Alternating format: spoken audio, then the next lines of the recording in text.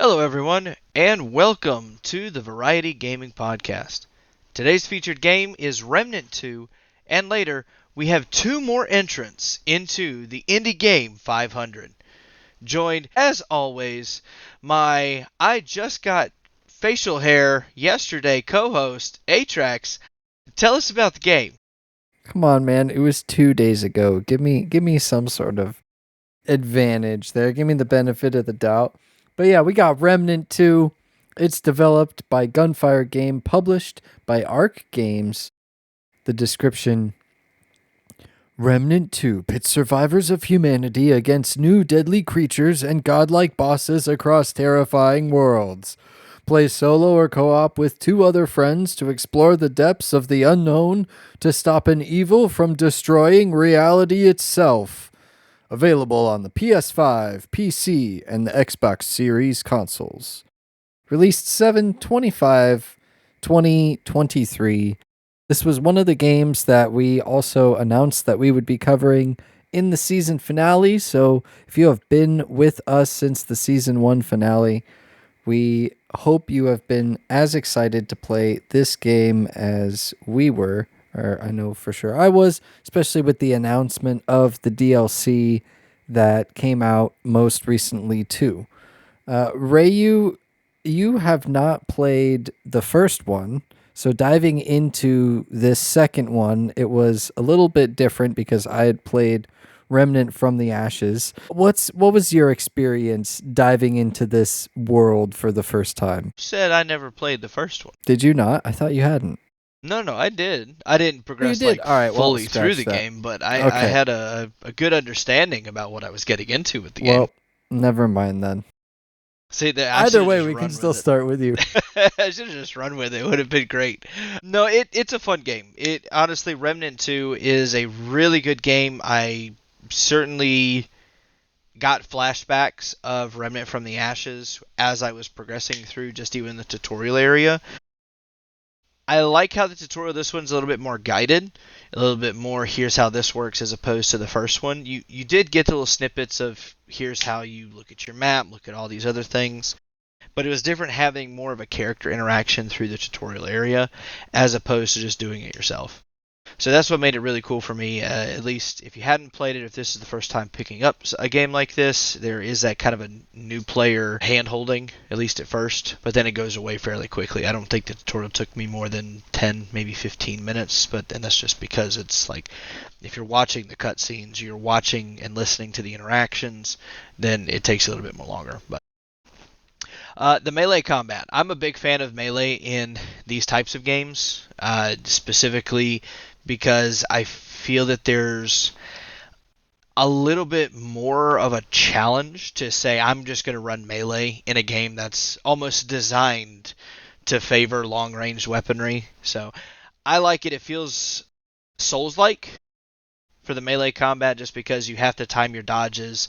There is no blocking, at least not that I have experienced yet. I don't see any kind of sword and shield type weaponry going on here, but it is pretty fun. The one thing I would like to add with the melee combat, I wish that there was a little bit more of like animations that indicate where you should dodge. I know like again in the Souls like titles that you can kind of see like, oh, he's winding up for this attack. Remnant 2, I didn't really feel that. There's a specific clip, at least with one of the bosses that we fought, where I couldn't predict the movement of it. And maybe that's just me being older and a terrible gamer. But if there was a little bit more of an indicator as to what was coming, which direction it was coming from, you might be able to do it a little bit better. Outside of that, it feels great. I don't feel overpowered when I'm using melee. It's not like, oh, this is like if you get in close, you get an advantage type thing. But it does make it a little bit more on the fun side. The storytelling's great. I certainly enjoy the interactions between all the NPCs and my character. It keeps everything very smooth and very continual. It didn't feel like there were any points of the story that were lulled or felt like filler content. It felt like I was progressing through the story at a relatively good pace. I was pacing through the story and there weren't things that felt like, oh, I need you to go like collect 5 of these flowers for this weird potion that's going to do. It wasn't anything like that. I also appreciated how some of the optional missions that you received after the tutorial area were exactly that. They were optional. You know, you don't have to go and talk to this guy and talk to that guy. But if you wanted a little bit more lore, a little bit more story, then it all again like added and contributed to the whole of Remnant 2. So that was something that was I really appreciated too. Another thing is the fact that they stayed true to their roots with this story in how they were tying in Remnant from the Ashes. Right before you get to the stone, and you have the ability to travel, you go back to the old vault. And that was something that was really cool because it's exactly the same. Outside of the NPCs being in their locations and you're having to like go through some of the pathing that the story wants you to go down, I would catch myself just looking and be like, man, I remember like running through here and this is where the shop was and this is where my weapon upgrades were, and like all of those things. Just it was nice to see that they stayed true to the roots. They brought some of that map design back into this for the nostalgia factor. And then the fact that your very first interaction with the stone is the one from Remnant from the Ashes, which was really cool. Now, I did also appreciate how when when we teleported back, it wasn't back in the old vault. It was back in our new area, and then all of a sudden there's a stone there. Now, I didn't see beforehand if there was like a covered stone or something, or like if in the time that we were gone, they brought that stone and transported it over there. However it got there, I just appreciated that now we got to this new location. It's much more spacious. Makes a lot more sense to be in the new area than it is to stay in the old one. One thing I also appreciate about this game was the fact that they built on something that they had in Remnant from the Ashes, and that was the archetype system. If I remember correctly, there were 3 archetypes in Remnant from the Ashes. Now there are 14 archetypes. So, got a lot of replayability for this. And the thing I appreciate is that, okay, some of them are locked behind like DLCs. And let me rephrase that. I believe they are locked behind DLCs. I don't believe that in the game there are ways for you to naturally unlock some of their new archetypes. If there are, let me know. But to list them off, so that way you can have an idea, we have the Alchemist, the Archon, the Challenger, the Engineer, the Explorer, the Gunslinger, Handler, Hunter, Invader, Invoker, Medic, Summoner, Ritualist, and Warden. So there's a lot of opportunities for you to find a playstyle that you can that fits you, and there is a lot of opportunity for you to challenge yourself with playing different roles. So for example, obviously if you decided to pick up the medic, you're not going to go run in there like you would with a challenger, which the challenger is the melee class. That's the one that I picked. So that being said, you're not going to play them the same way. You're not going to build them the same way. So that's something that adds again to the replayable factor of this game, is these archetypes and the different DLCs that they have to it. But also beyond the archetypes with the replayability, the difficulty settings that you can do, like there is a hardcore, like a true hardcore option for the difficulty, in that if you die, that character's gone. That progress is gone.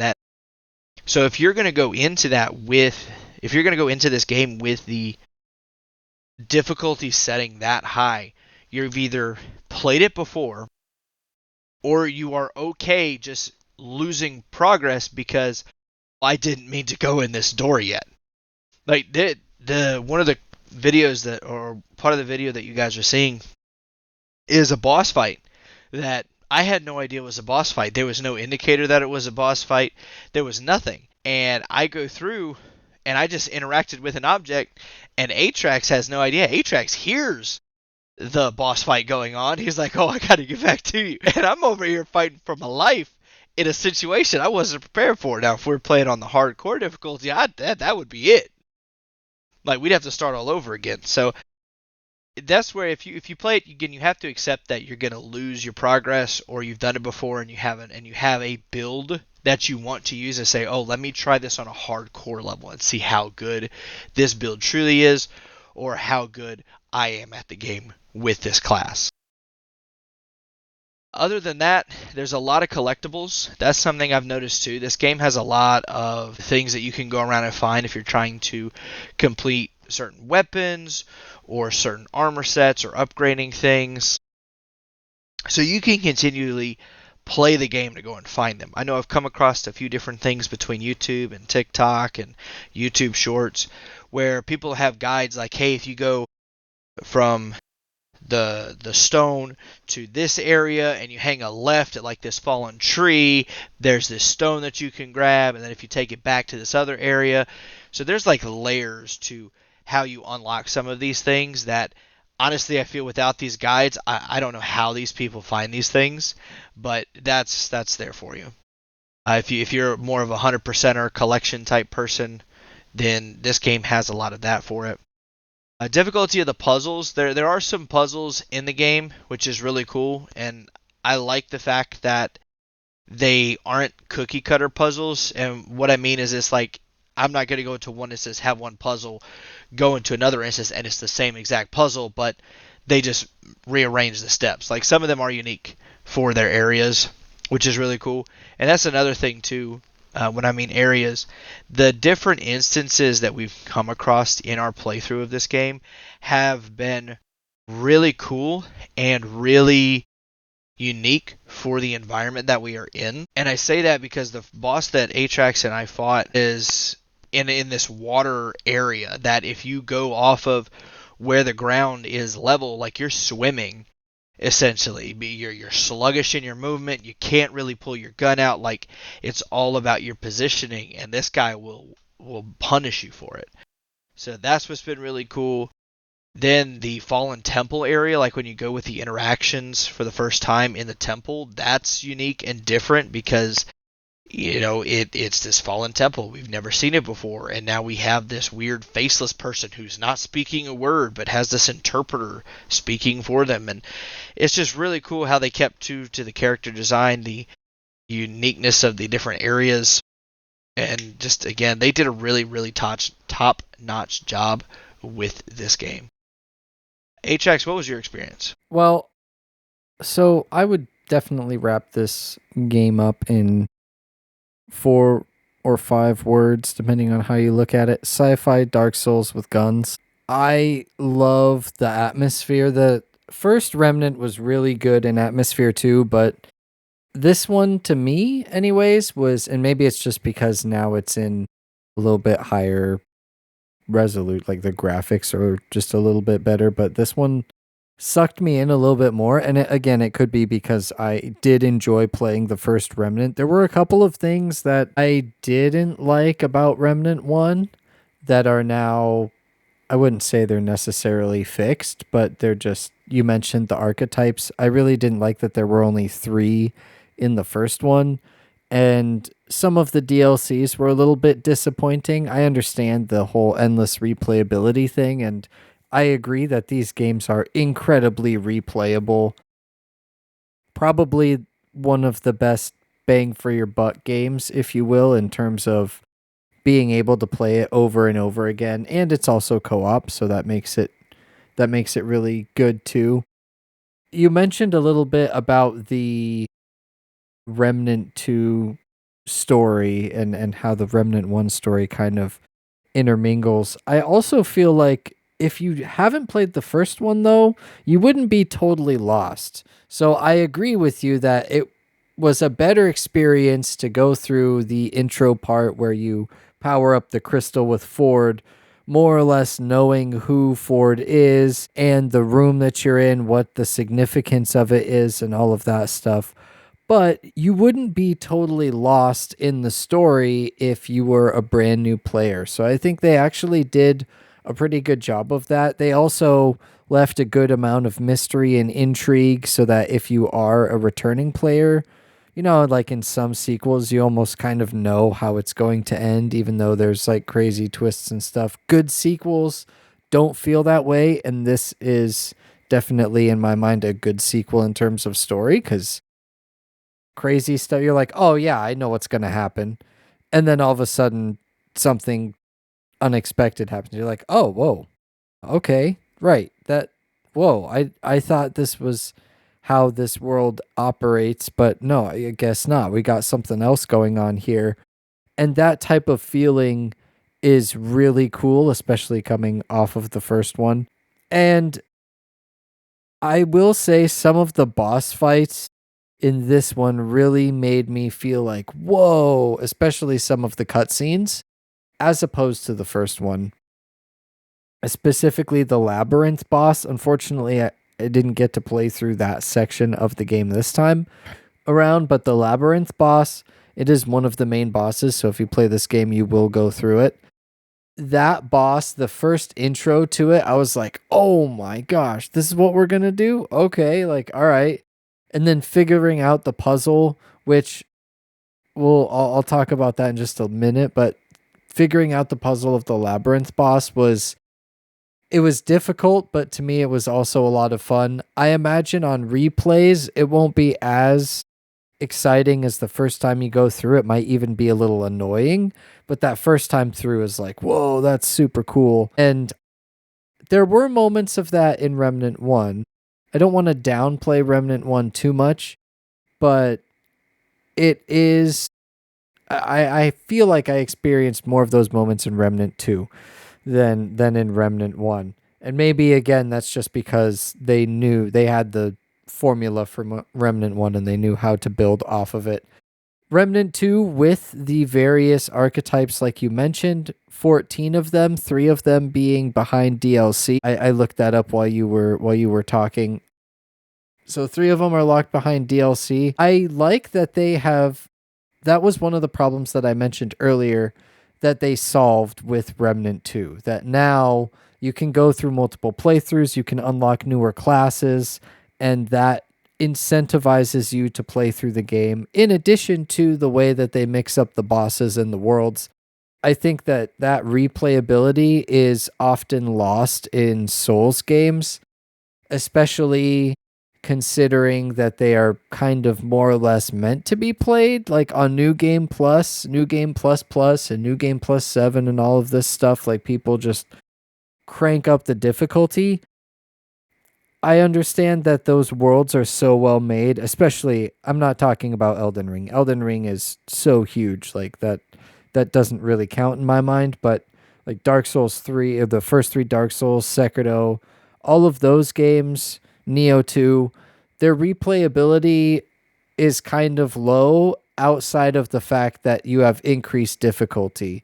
Remnant 2 has the increased difficulty in addition to being able to unlock new stuff and fight different bosses through multiple playthroughs.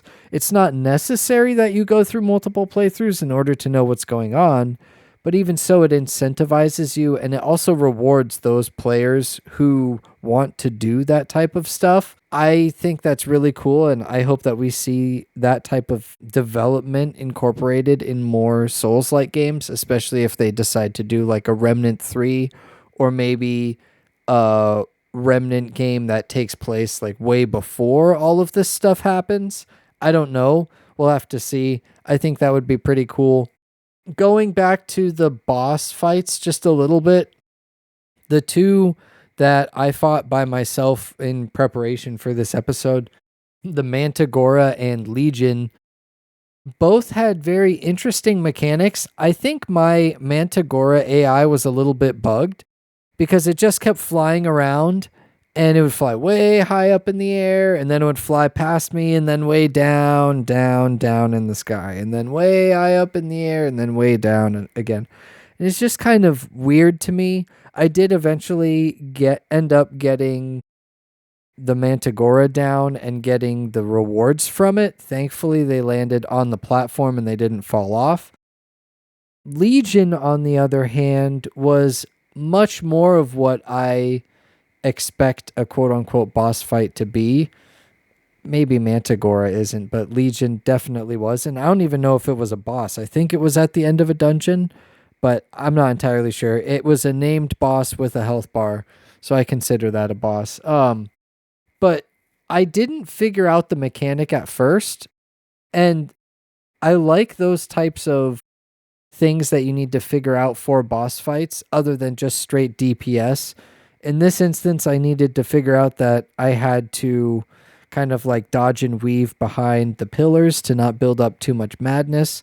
And also, I needed to do enough DPS in order to pop the mirror thing that was floating around. I'm not entirely sure what it was, but it was a mirror thing that was floating around. So you had to shoot that while also hiding behind the pillars. And that type of balance, I'm sure with multiple players, then that boss is a lot easier.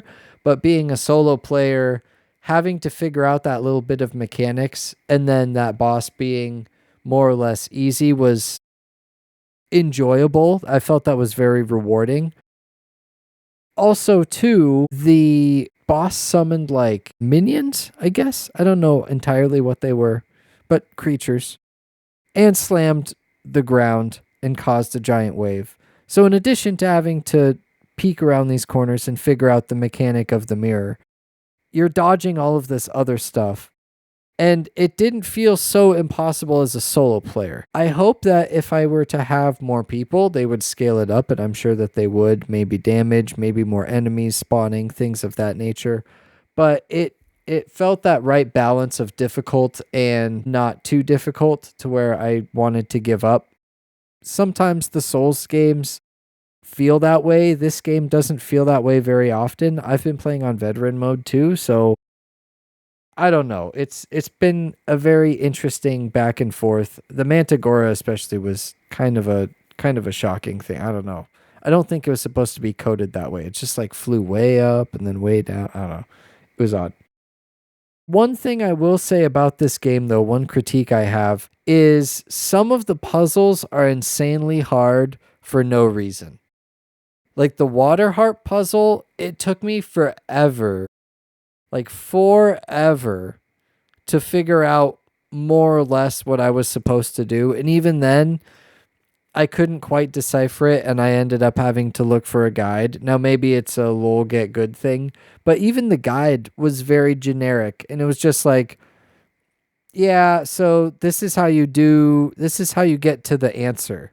They didn't describe like, oh, well, your surrounding, this is how you figure out how to do the puzzle. But it was, no, it was just like, hey, so this is the water heart puzzle, and this is the answer to it. It's just like, okay, I guess. I don't know. So maybe I picked the wrong guide, but even so, it's just some of these puzzles in Remnant 2 are really hard. I feel like they should dial that back just a little bit. But outside of that, I mean, the graphics are great. The story is top notch. You have the replayability there, and even some of the bosses are just they're interesting and they're certainly unique. I'll tell you that much. I say overall, I give this game 8.5 out of 10. Ray, what about you? I was gonna go about that high. I'd say about an 8 out of 10 for it. So it's interesting too, just to touch back on that point that you mentioned as far as the bosses. I had mentioned before about the hardcore, like the true hardcore. And I apologize, I don't know the name of the highest difficulty in the game, but I feel like that reinforces the point that I feel you either are okay losing your progress at a boss fight you do not know the mechanics of, or you have played this before and you have a general idea about what you're getting into. Because if these boss fights and their mechanics are scaled up because you're on the highest difficulty of the game, then I can only imagine how frustrating that would be for you to sink 10 plus hours into a build just for it to be wiped because I haven't fought this boss before. That's something else to keep in mind.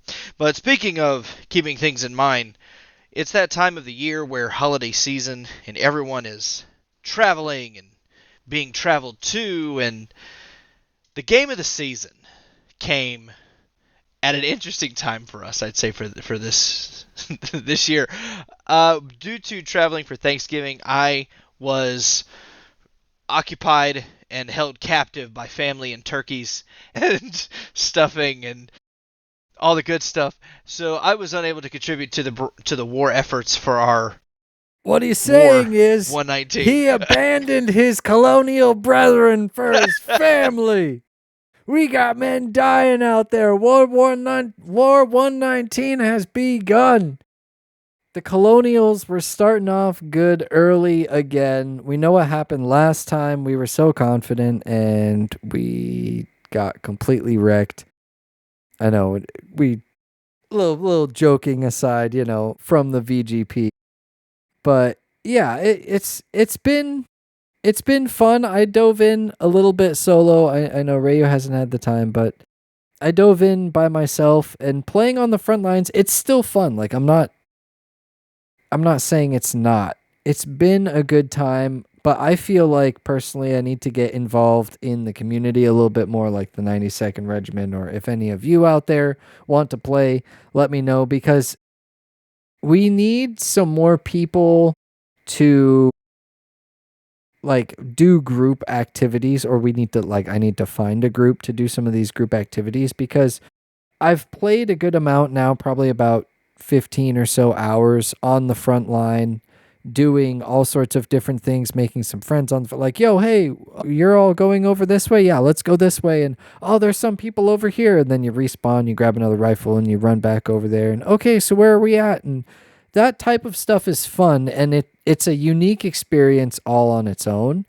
But now I feel like this game would really shine when you squad up with others and do things like tanks, logi runs, do some partisan work. I personally don't really want to deal with the ship aspect yet. I'll probably leave that for the very end. Maybe I'll even wait until airborne and then I'll do airborne, or I'll wait till I do that type of stuff. But I really want to get invested in this just a little bit more. If you are out there and you are a listener of the Variety Gaming Podcast, you're interested in this game of the season, you hear us talking about it these last few episodes. I believe it was episode 11 was where we covered it for the entire episode as the featured game. So be sure to check it out because it is our game of the season.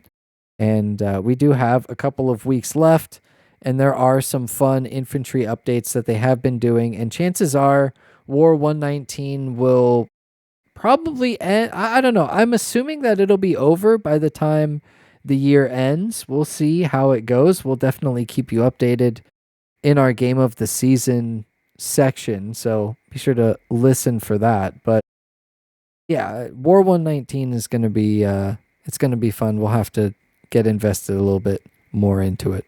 Oh, for sure.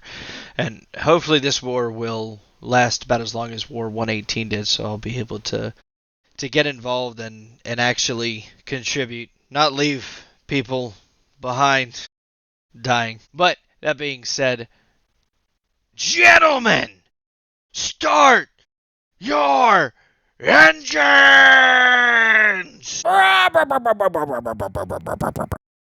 Yes, 2 more entrants into the Indie Game 500. I always love doing this segment, not only because I get to do the gentlemen start your engines bit, but also because it gives us a chance to talk about some games that may not get a lot of love and attention just because they are indie developers, but we feel that they are top-notch games and do deserve their moment in the spotlight, so to speak. So, for me, I went back to a game that introduced me into the roguelike genre. I had never played one beforehand until this game, and that is Risk of Rain 2. Now, Risk of Rain 2, by far, even now, I feel is like the standard for me of what a roguelike should feel like. Between the combat of the game, the difficulty scaling of the game, the uniqueness of the different worlds and environments, and how they change after you've gone through them. For those that don't know, once you do progress through a certain point, you're going to start recycling some of the worlds just because there's only so much that you can do other than scaling difficulty with world design. But the fact that even though I go through them, there are little tweaks here and there, whether it's, more world environment damages, or the bosses are differently, or the enemies that spawn are different, things like that just add to it. I feel that the Risk of Rain 2 for me is the standard of what all roguelikes should be or feel like. Now, originally, I played this game on the Google Stadia. If you don't know what that is, the Google Stadia was the attempt for Google to get into the gaming space with a, I want to say, a dedicated gaming platform. Stadia was cloud-based gaming. Before it's like, you have Xbox Cloud Gaming and all these other things. Google Stadia, to me, I feel like did it first. And it was a good idea. You had an endless array of games that you could play. It wasn't going to take a lot of space up on your computer or your phone or your television. It was just there for you to play from the cloud. The biggest hiccup with it is that it was going to be based on your ISP. If your internet was bad or you had a bunch of people online at the same time, your game was probably going to suffer. And for that, people just got upset about it. Anyway, I played Risk of Rain 2 on the Stadia. I didn't have any issues with it. I enjoyed it. I'm glad that I tried it out there, so that way I could see what roguelikes were like, and 100% would go back and do it again if I could. The randomness of the game and of the roguelike genre is why I'm thankful I did that, because with the different chests that you could open that would contain an item for you, you didn't know what was in the item. You didn't know what build you were going to end up with. You don't know anything when you first start out in roguelikes. And that is what contributes to the fun and the hecticness of the runs that you do put on with yourself or with your friends, because in Risk of Rain 2 you can have up to 4 people with you, and the more people, the more enemies spawn, the more chaotic things get, the more like abilities you see people popping off with. It just makes it a lot of fun. But everything in the world is shared among those 4 players. So if you have somebody who's kind of loot hogging everything, then, unfortunately you're going to suffer with that. So it does require a little bit of coordination and communication if you do decide to go down that road with multiple people. But the randomness of the items that you would get kind of just, gave you exposure to what the possibilities of a build would look like. Because later on in the game, as you progress through it, you'll eventually unlock these things called artifacts. And the artifacts allow you to change the world conditions or the environments or even the randomness of the choices.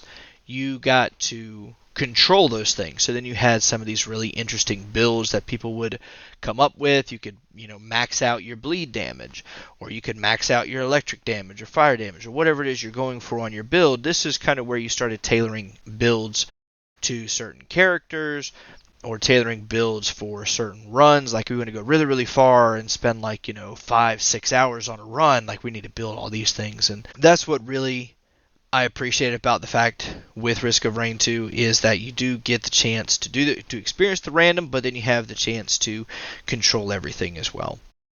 Some of the other ones that you do get involved with are like you double the damage, but you have little health, like a one-shot health. So if you aren't paying attention, that's it, runs over.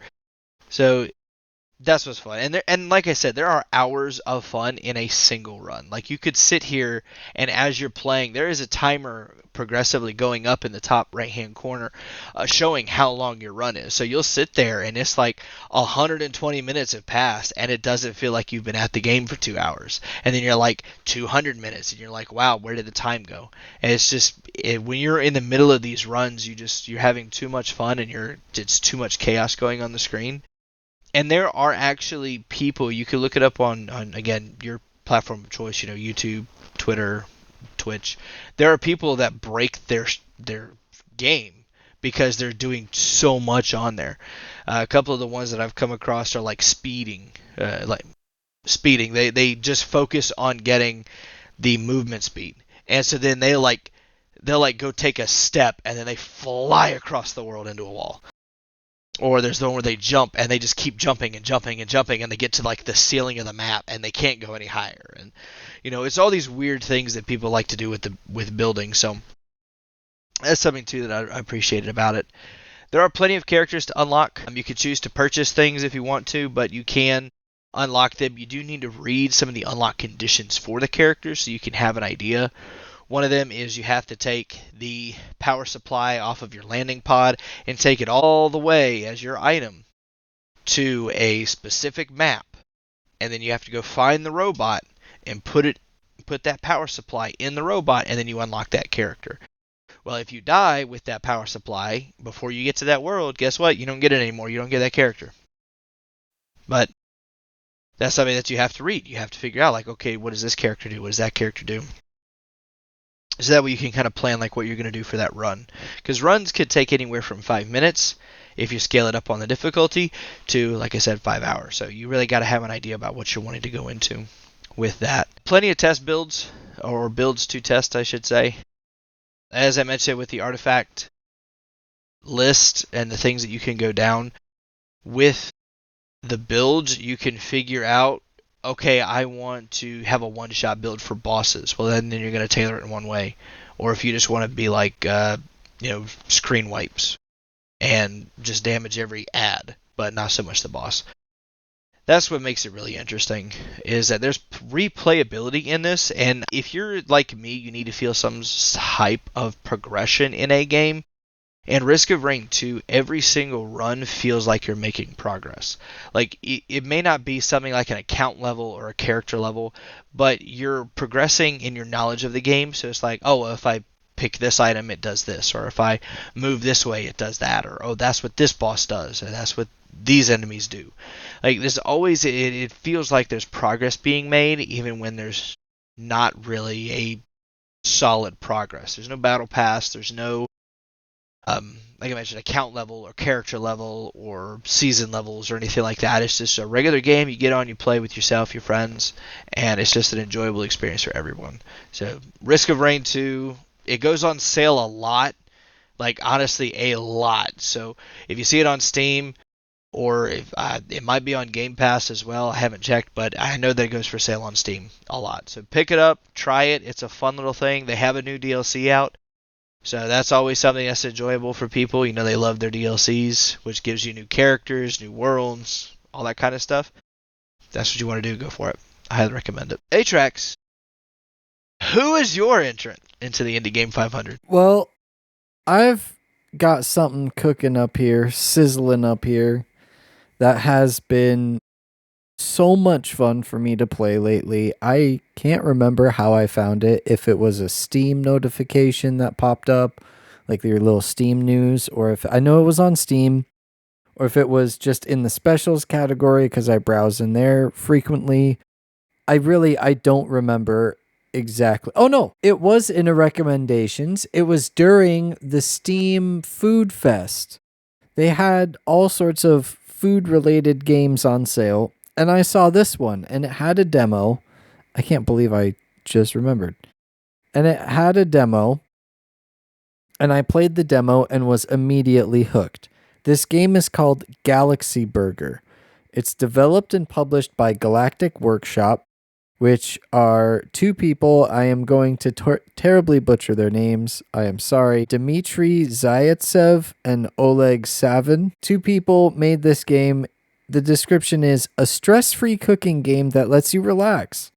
Cook up burgers for mecha cats and aliens. Play solo or with up to 7 friends. And this game is a lot of fun. Basically, what you do is you go from planet to planet, and you cook burgers for the local aliens. Or if you're on Earth, I guess it would be people. Or I don't know, maybe you live on Mars, so you're a local to Mars.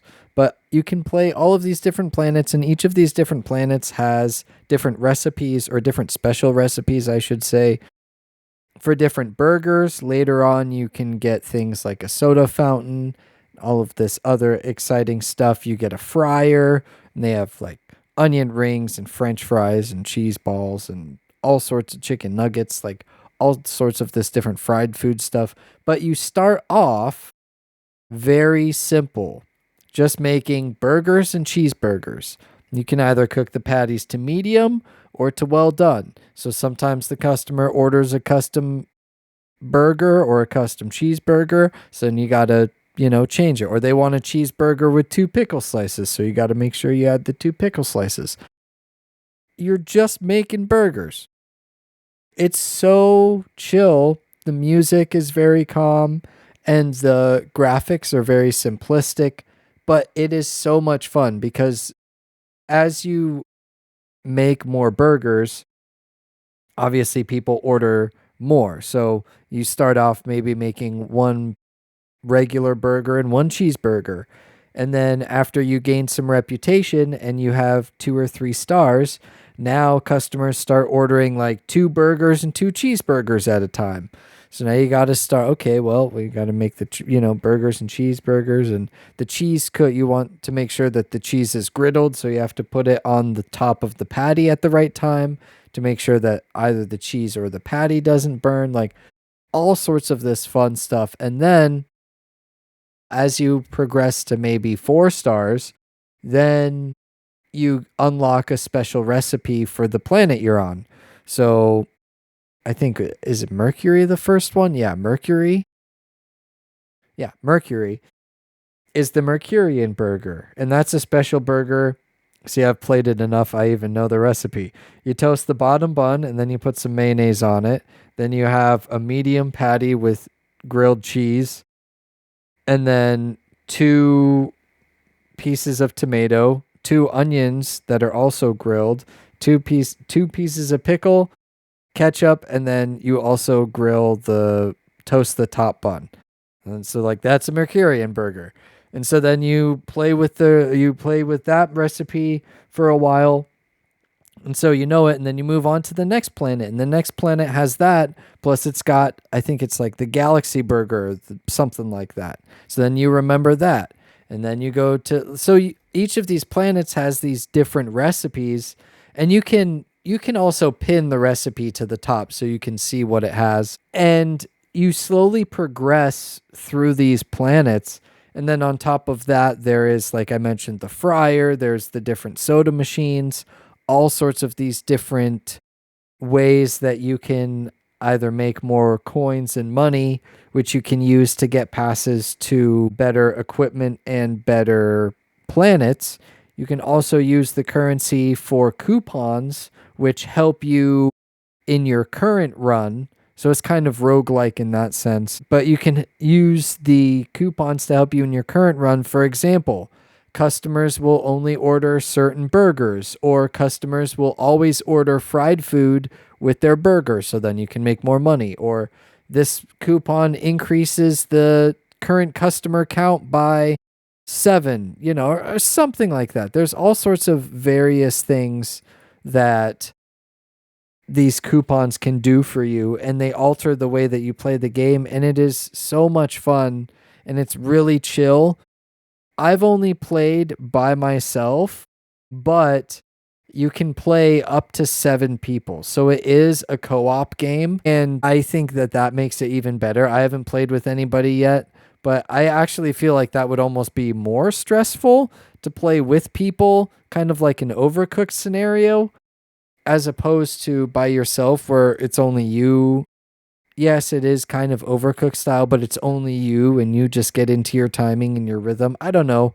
I'll have to see if I can convince any of my friends, maybe my fellow co-host or somebody, in order to at least test out this co-op. But the game itself is really cheap. That's one other thing that is, at least in comparison to most games.